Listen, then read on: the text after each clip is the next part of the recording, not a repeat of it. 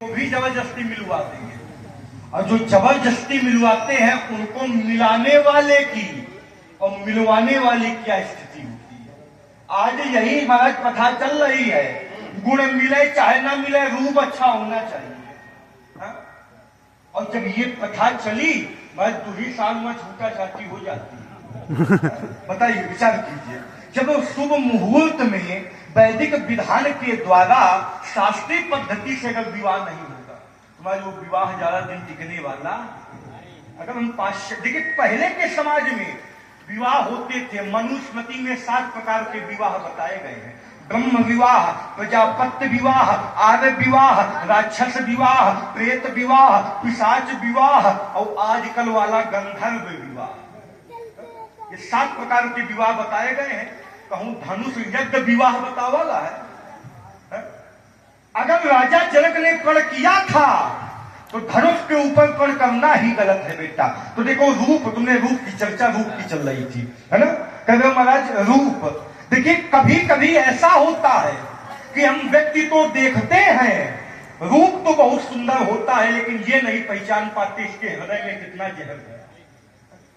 एक मयूर पक्षी होता है, लेकिन मयूर पक्षी बोलता तो बहुत मधुर है। जब बोलता है तो हर एक व्यक्ति का मन प्रसन्न हो जाता है, लेकिन जब उसके भोजन को देखिए तो मयूर खाता क्या है? सर्प का भोजन करता है। तो रूप का महत्व नहीं है बेटा। अगर नाम का महत्व न होता तो परमात्मा भी कहते हैं, या गजी है लगाइए वही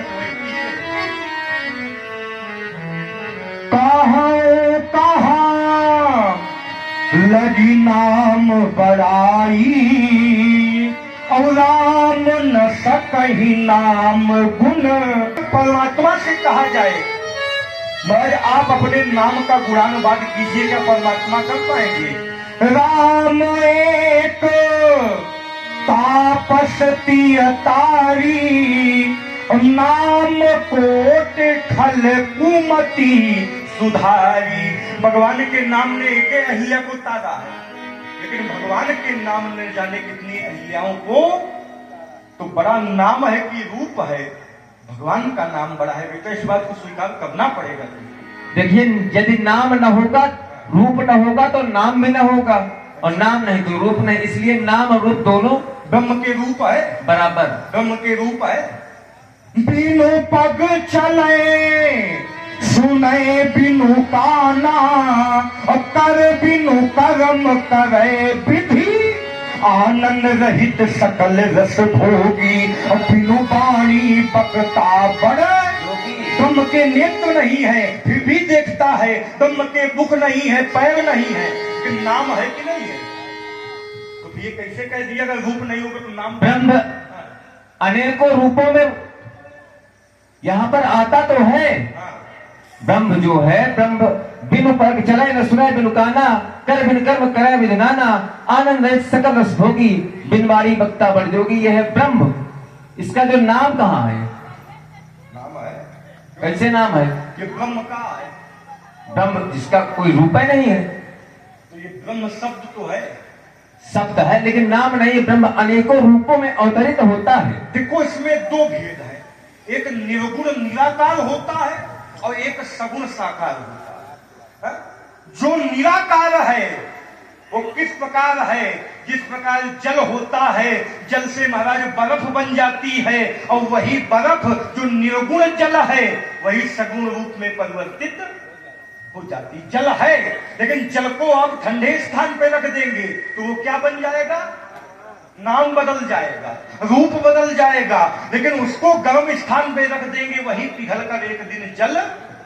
यही अंतर है सगुण और निर्गुण का है बेटा। तो वो जो निर्गुण ब्रह्म है वो खाली अनुभव किया जा सकता है, उसको देखा नहीं जा सकता, उसको जाना नहीं जा सकता। शास्त्र ने कह दिया, अनुभव गम्य भजय मोहि संता। उसका अनुभव हो सकता है, लेकिन उसको देखा, और जो सगुण है उसको देखा जाता है बेटा। ये अंतर है थोड़ा सा। हाँ, नाम और रूप यही समाप्त। बिना नाम के रूप नहीं चलेगा, अब बिना रूप के नाम नहीं। आप कह रहे हैं धनुष तब फिर जनक ने कर लिया, यह अनुचित है। लेकिन क्या जनक ने धनुष तोड़ने का अपने आप से किया? अपने आप से नहीं किया। भगवान शंकर ने स्वप्न में कहा था, क्या कहा था? धनुर्मदीयम तो गए पूजते तो पूजे तत्स प्रतिज्ञा तोया कार्य भंगाए तो लाइचा। उन्होंने आकर कहा कि पुत्री सीता विवाह के योग्य हो गई है, और तू जो मेरा ये धनुष तुम्हारे यहां है उसका पढ़ कर लो कि जो इसको तोड़ेगा वही सीता से नाता जोड़ेगा। दूसरा कारण, यहां राजा आते थे जब सीता विवाह के योग्य